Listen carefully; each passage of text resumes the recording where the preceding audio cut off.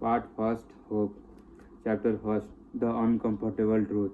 On a small plot of land in a monotonous countryside of Central Europe, amid the warehouse of a former military barracks, a nexus of geographically concentrated evil would arise, denser and darker than anything that world had ever seen. Over the span of the 4 years, more than 1.3 million people would be systematically sorted, enslaved, tortured, and murdered here.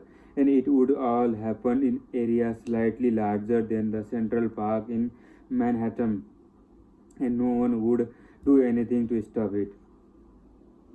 Except for one man. Except for one man. It is the stuff for fairy tales and comic book. A hero marches headlong into a very jaws of hell to confront some great manifestation of evil. The odds are impossible. Rationale, the rationale is laughable. Yet our fantastic hero never hesitates, never flinches. He stands tall and slays the dragon, crushes the demon invader, saves the planet, and maybe even prices or the two. And for the brief time, there is a hope. But this is not a story of hope. This is a story of everything being completely and utterly fogged in a proportion and on a scale that today, with a comfort of our free Wi-Fi and oversized Snuggies blanket, you and I hardly imagine. We told Plicky was already a war hero before he decided to sneak into Auschwitz. Auschwitz. As a young man, Plicky had been a decorated officer in his Polish-Soviet war. In 1918, he had kicked the communist. He had kicked the communist in the nuts before the most people even knew what a pinko communist bastard was. After the war, Pilecki moved to the Polish countryside, married a school teacher, and have two kids. He enjoyed riding. He enjoyed riding horses and wearing a fancy hat and smoking cigar. Life was simple and good. When that whole Hitler things happened, and before Poland could get both his boots, and the Nazis had already blitzkrieged through half of the country. Poland lost his lost Poland lost its entire territory in a little more than a month. It wasn't exactly a fair fight. While the Nazis invaded in the west, the Soviets invaded in the east. It was like being stuck between the rock and the hard place. Rock and the hard place. Except the rock was a megalomaniacal mass murderer trying to conquer the world, and the hard place was a rampant, senseless genocide. I am still not sure which was which. Early on, the Soviets were actually far crucier than the Nazis.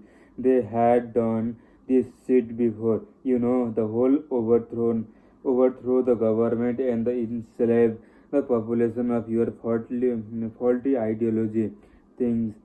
The Nazis were still somewhat imperialist virgins, which, when you took at a picture of Hitler's mustache, isn't hard to imagine.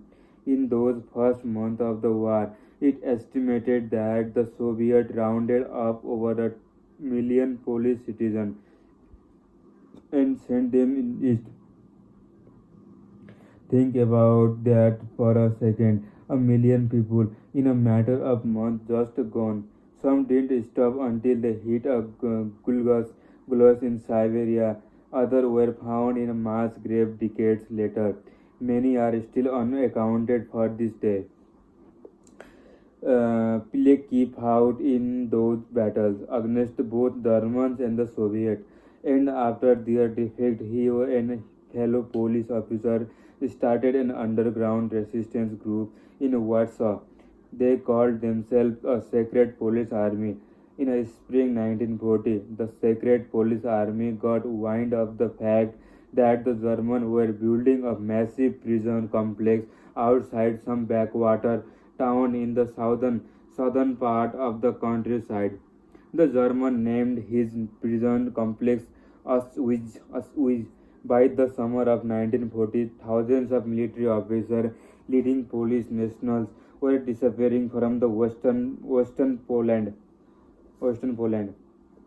Fears arose among the resistance then that the same mass incarnation that had occurred in the east with the Soviet was now on the menu in the west.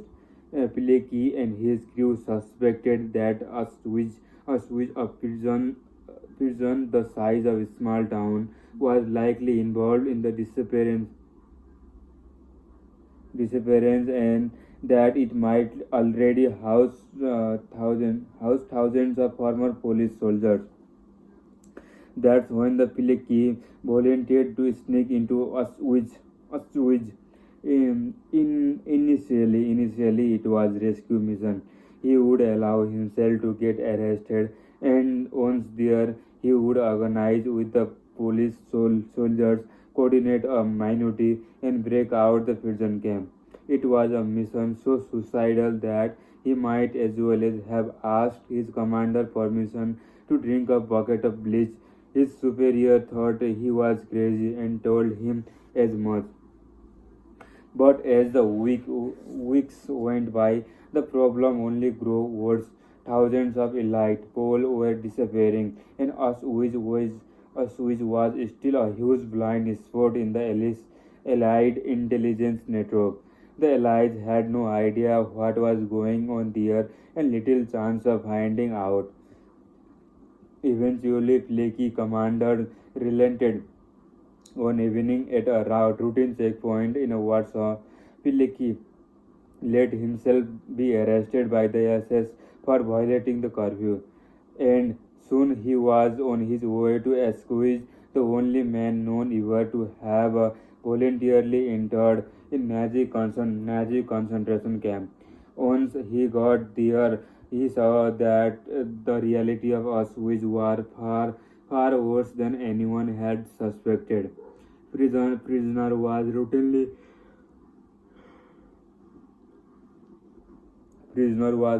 shot in a roll call lineup for the transgression as a minor as fidgeting or not standing up straight. The manual labor was grueling and endless. Men were literally worked to death, often performing tasks that were useless and meant nothing. The first month Peckley was there, the full third of the men in his died brackets died of exhaustion, or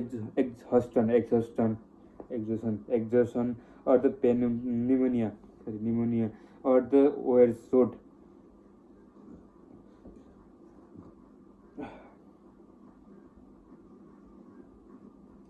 Regardless, by the end of 1914, Pilecki, the comic book superhero motherfucker, had still somehow set up an espionage operation. Oh, Pilecki, you titan, you champion, flying above the abysses. How did you manage to create an intelligence network by the embedding messages in a laundry basket? How did you build your own transistor radio out of a spare part and stole a batteries, MacGyver, MacGyver style, and the successfully transmit plans for the attack of the prison camp to the secret police army in Warsaw? How did you create a smuggling ring to bring in food, medicine, and clothing for the prisoners, saving countless lives and delivering hope to the remotest desert of the human heart? What did this old to do? What do to deserve you? Over the course of 2 years, Pilecki built an entire resistance until with a squeeze. There was a chain of command with the ranks and officers, the logistic network, and the line of communication to the outside world. And all this went undiscovered by the SS guard for almost 2 years.